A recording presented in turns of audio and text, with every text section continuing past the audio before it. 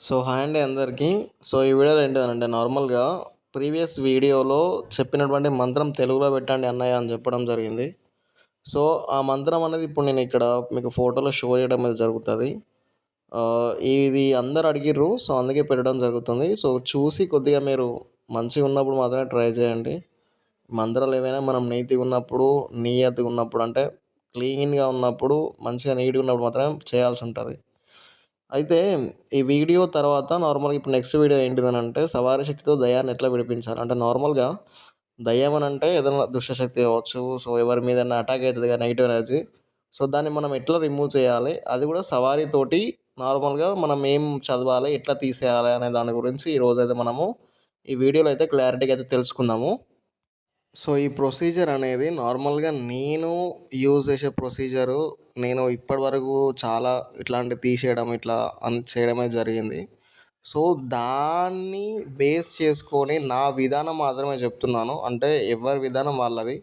But ఇట్లనే చేయాలనేది ఏం లేదు. ఇది నా యొక్క థియరీ. అంటే నేను స్టడీ చేసిన దాని ప్రకారము ఎట్లా తీయాలి, ఏంది అనేది నేను చేసే పద్ధతి కూడా ఇప్పుడు మీకైతే ఇక్కడ చెప్పడం జరుగుతుంది.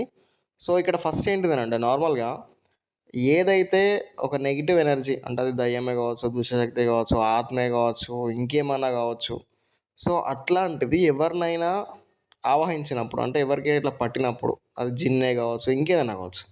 సో, అది పట్టినప్పుడు మనం ఏం చేయాలి ఫస్ట్ వేరే వాళ్ళని మన దగ్గరికి తీసుకొస్తారు. మనం సవారీ కాడ ఉంటాము. వాళ్ళని తీసుకొస్తారు. లేదా మనం దర్గా కాడ ఉంటాం. లేదా నార్మల్ టైంలో ఉంటాం. వాళ్ళని తీసుకొస్తారు. తీసుకొచ్చినప్పుడు మనం వాళ్ళని ఏ విధంగా మనము దాని నుండి విడిపించాలనేది ఈరోజు ఇప్పుడు మనం క్లారిటీగా మాట్లాడుకుందాం. ఫస్ట్ ఆఫ్ ఆల్ ఇప్పుడు వాళ్ళు మన ముందుకు వచ్చిర్రనుకోండి. ఎవరికైనా ఏమన్నా ఇట్లా అటాక్ అయిందనుకోండి నెగెటివ్ ఎనర్జీ తను ఇంకంత ఆగమాగం చేస్తుందో ఒక పర్సన్ మన ముందుకు తీసుకొచ్చారు.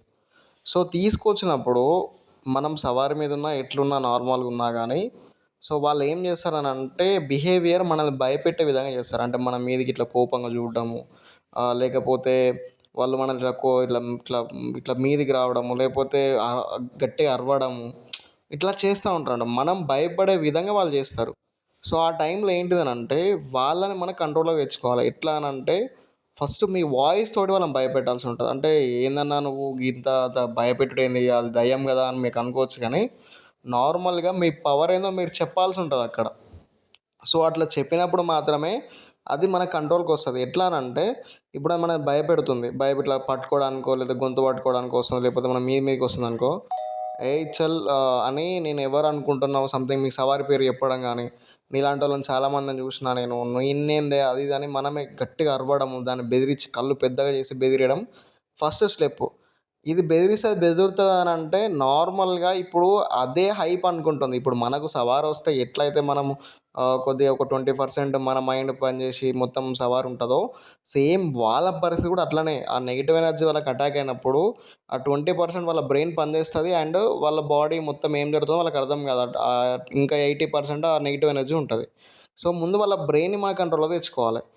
తెచ్చుకోవాలంటే వాళ్ళు మనల్ని భయపడే విధంగా ఇప్పుడు మన దగ్గర ఏమన్నా ఇట్లా నెమలికట్టలు ఉన్నా గానీ, ఇట్లా కొడతా అని బెదిరియడం. అట్లా ఫస్ట్ స్టెప్ వాళ్ళని బెదిరియడం. వాళ్ళు బెదిరించిన తర్వాత వాళ్ళు ఏం చేస్తారనంటే కొద్దిగా మనకి భయపడ్డట్టు అనిపిస్తది. వాళ్ళ బ్రెయిన్ అనేది మన కంట్రోల్‌కొస్తది. అప్పుడు అది వచ్చింది అనంటే ఆటోమేటిక్‌గా మనము మన యొక్క దాన్ని తీసేయడానికి మన యొక్క ప్రయత్నాలు చేస్తే అది వెళ్ళిపోతది.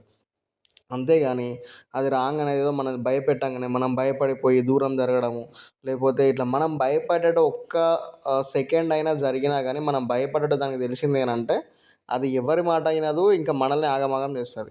అట్లా ఉంటదన్నట్టు ఈ వ్యవస్థ అంతా కూడా. ఇది మీకు సోది అనిపియచ్చు. కానీ సోది కాదు. ఇదే అసలు విషయము. మీరేదో మంత్రం చదవగానే ఇట్లా పారిపోతది అనే విషయం పక్కకు పెట్టండి. అది సెకండరీ. ముందు మనం దాన్ని సైకలాజికల్‌గా మనం ఆళ్ళ బ్రెయిన్‌ని కంట్రోల్‌లోకి తెచ్చుకొని తనని విడిపిడిస్తే మాత్రమే వెళ్తది. ఇది నా యొక్క రీసెర్చు నేను చేసే పని ఇది. వాళ్ళిప్పుడు ఏం చేసినాం భయపెట్టినాం. భయపెట్టినప్పుడు కొద్దిగా అది ఏయ్ నోరు ముయ్యి అది బాగా అరుస్తుందనుకో, గట్టిగా మనం కమాండ్ ఇచ్చి ఏయ్ నోరు ముయ్యి అని ఇట్లా అనంగానే కొద్దిగా భయపడి నోరు అరవకుండా ఆగిపోవడం అట్లా చేస్తది. బట్ పోతావా అనంటే పోను అంటది. ఇప్పుడు ఈ సెకండ్ స్టెప్‌లో మనకు మన దైవశక్తిని ఉపయోగించడము, లేకపోతే అంటే మనకు సవారొచ్చినప్పుడు సవారికి ఇట్లా మనం సవారికెళ్ళిపోయి మనం తీసేయడము, లేకపోతే మనం ఇప్పుడు చదవాల్సినటు ఆయతల్ కుర్సీ ఉంది. మనకి కొన్ని దువాస్ ఉన్నాయి. సో, వాటిని ఇక్కడ పెడతాను. మీకు ఇప్పుడు చూపిస్తా ఇక్కడ ఆ దువాస్ ఏంటి అనేవి కూడా. సో, అవి 3 సార్లు చదివి ఊదడము తన మీద, లేకపోతే వాటర్‌లో ఊది ఆ నీళ్ళు మీద కొట్టడము. ఇట్లాంటివి చేయాలన్నట్టు. ఇట్లా చేసినప్పుడు అది వెళ్ళిపోతది. అయితే ఇంకో విషయం ఏంది అనంటే, మీరు చేసే ముందు గూడా అంటే ఫస్ట్ భయపెట్టడం అయిపోయింది. తర్వాత ఒక దువా చదివినాం. దువా చదివిన తర్వాత మీరు కమాండ్ ఇవ్వాలి ఇక్కడ. కమాండ్ అనంటే మీరేం చెప్పాలి అక్కడ, ఇప్పుడు గట్టిగా అనాలి. ఈ నీళ్ళు కొట్టగానే మొత్తం నీ మొఖం మండుతదని చెప్పి కొట్టాలి. అట్లా అయితేనే తనకి ఆ ఎఫెక్ట్ తెలుస్తది. మీరు నార్మల్‌గా ఏదో ఇట్లా పోతే అది ఏం సపోర్ట్ చేయది. మనం చేసే ప్రతి ఒక్క విషయము దానివల్ల దానికి ఏమైతదో చెప్పిన తర్వాతనే ఆ ప్రాసెస్ చేయాలి.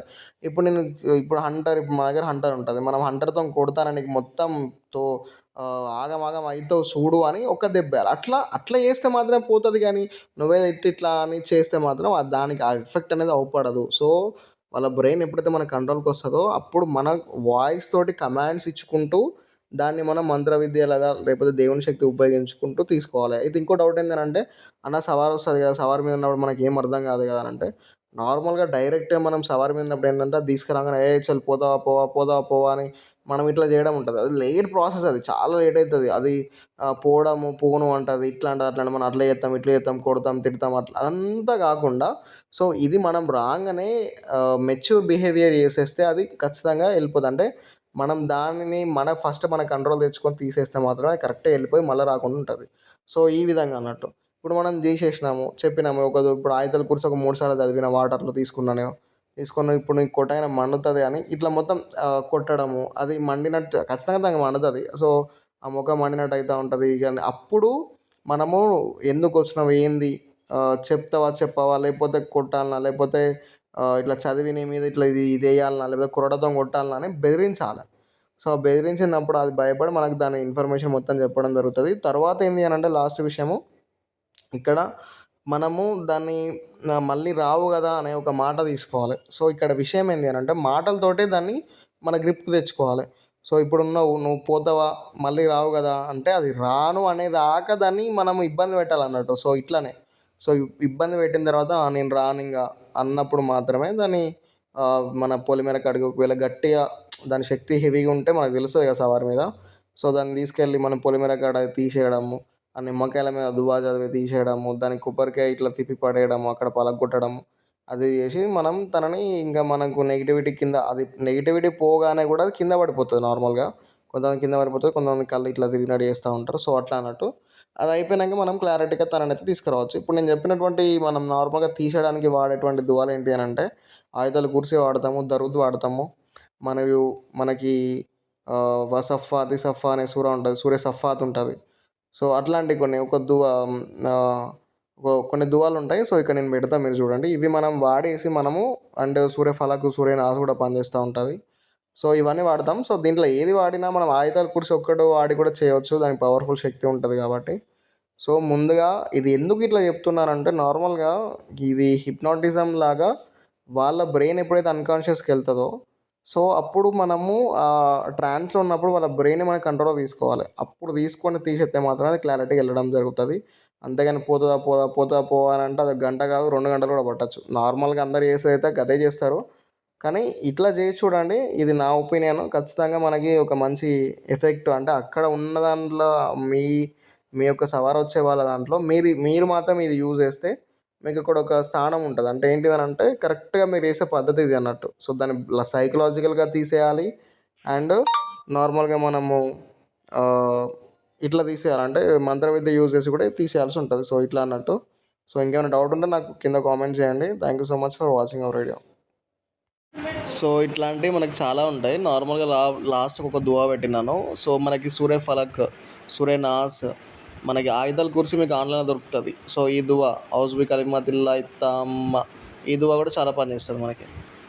అండ్ సూరే సఫాత్ అనే సెర్చ్ చేయండి. అది 10 ఆయతుల వరకు అంటే 10 లైన్స్ వరకు ఖురాన్ షరీఫ్ యొక్క 10 లైన్స్ వరకు చాలా వర్క్ చేస్తది. మళ్ళీ ఒక విషయం ఏంది అనంటే నార్మల్‌గా సూరే బఖరా యొక్క బఖరా యొక్క లాస్ట్ 2 ఆయతులు చాలా వర్క్ చేస్తది మనకి ఇప్పుడు ఇట్లా ఇప్పడానికి. సో, అవి మీరు ఆన్‌లైన్‌లో కొడితే వస్తది. అవన్నీ నాకు తెలుగులో దొరకడం లేదు. సో, అది ప్రాబ్లమ్ అన్నట్టు. ఇంగ్లీష్‌లో వస్తుంది లేకపోతే ఉర్దూలో వస్తుంది. సో, అందుకే నేను ఇక్కడ పెట్టడం లేదు. ఇది ఒక్కటే దొరికింది. సో, నేను పెట్టేసా ఇక్కడ. So, thank you so much.